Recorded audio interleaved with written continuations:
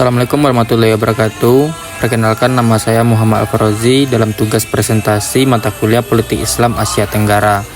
Nah, pada video kali ini saya akan membahas tentang isu politik yang berada di Filipina 5 tahun ke belakang.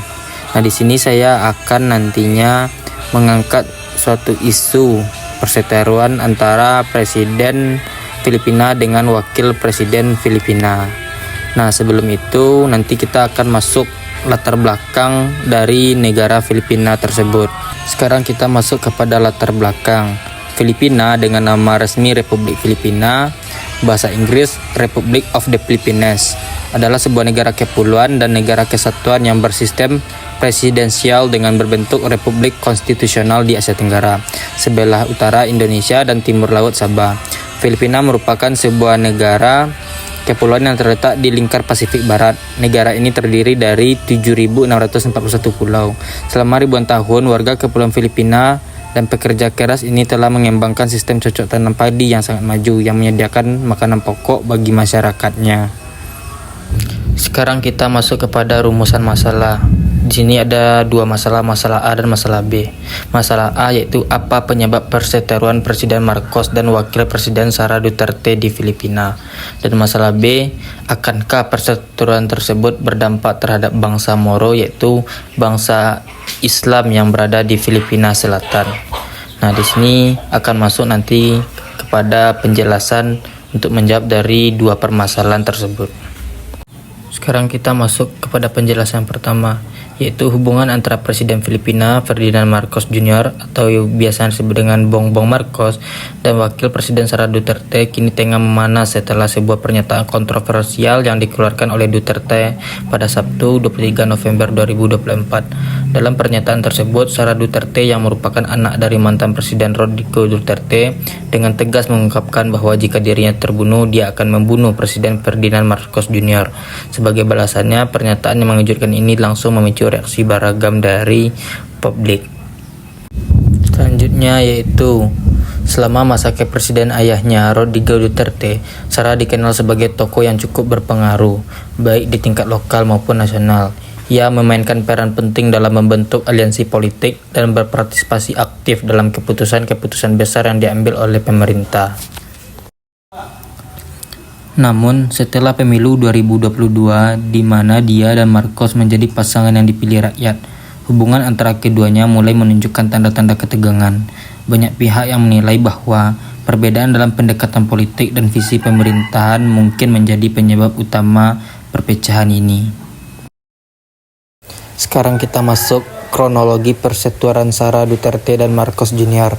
Yang pertama, pemilihan presiden dan wakil presiden 2022. Pada pemilihan presiden Filipina 2022, Sara Duterte, putri dari mantan Presiden Rodrigo Duterte, berkoalisi dengan Ferdinand Marcos Jr. atau Bongbong Marcos yang kemudian terpilih sebagai pasangan presiden dan wakil presiden Filipina. Mereka dilantik pada 30 Juni 2022 sebagai hasil dari dukungan kuat dari berbagai partai politik. Yang kedua yaitu ketegangan awal. Hubungan antara Duterte dan Marcos sempat terlihat harmonis setelah pelantikan mereka. Namun ketegangan mulai muncul beberapa bulan kemudian.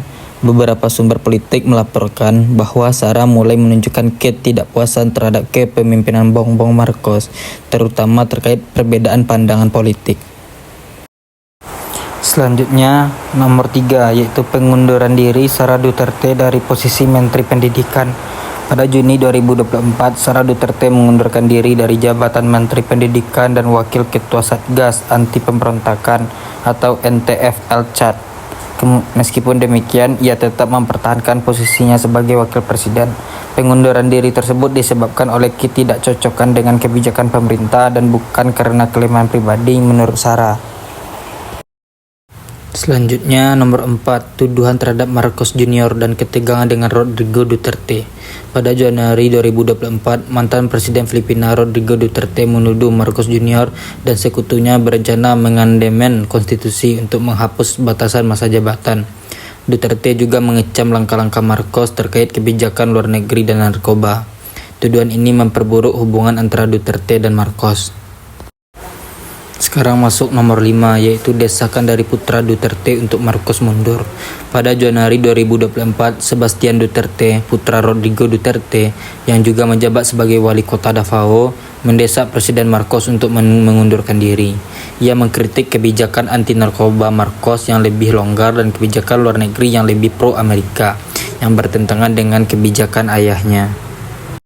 Dan nomor 6, pernyataan Duterte mengenai ICC. Pada November 2024, mantan Presiden Rodrigo Duterte menyatakan bahwa ia tidak takut dengan Mahkamah Kriminal Internasional yaitu ICC terkait perang narkoba yang dilakukannya. Pemerintah Marcos menyatakan akan mempertimbangkan permintaan Interpol jika ICC mengajukan red notice terhadap Duterte. Sekarang kita masuk dampak terhadap bangsa Moro dari perseteruan antara presiden dan wakil presiden, yaitu dampak politik. Yang pertama, ketidakstabilan pemerintahan. Perseteruan ini dapat memperlemah kekuasaan pemerintah dan menciptakan ketidakstabilan politik yang berdampak buruk pada proses pembangunan dan pengambilan keputusan tepat untuk bangsa Moro. Yang kedua, pengaruh terhadap kebijakan. Perbedaan pendekatan politik dan visi pemerintahan antara Marcos Junior dan Sara Duterte dapat mempengaruhi kebijakan pemerintah terkait isu-isu Moro seperti otonomi dan rekonsiliasi. Kemudian ada dampak sosial. Yang pertama, polarisasi masyarakat. Perseteruan ini dapat memperburuk polarisasi masyarakat Moro dan memperlemah solidaritas di antara mereka. Dan kedua, kekhawatiran tentang masa depan. Bangsa Moro mungkin merasa khawatir tentang masa depan mereka karena ketidakpastian politik dan kebijakan dari pemerintah. Dan sekarang masuk kepada dampak ekonomi. Yang pertama, pengaruh terhadap pembangunan. Ketidakstabilan politik dapat mempengaruhi investasi dan pembangunan di wilayah Moro, berdampak buruk pada perekonomian lokal. Dan yang kedua, ketergantungan pada pemerintah. Bangsa Moro mungkin tergantung pada pemerintah untuk mendapatkan bantuan ekonomi yang dapat terhambat oleh perseteruan ini. Baik, mungkin hanya itu, dan di sini ada beberapa dokumentasi Sara Duterte dan Marcos Junior dan 2 referensi yang diambil dari Google. Dan sekian, terima kasih telah mendengarkan dan memberikan saran kepada kami.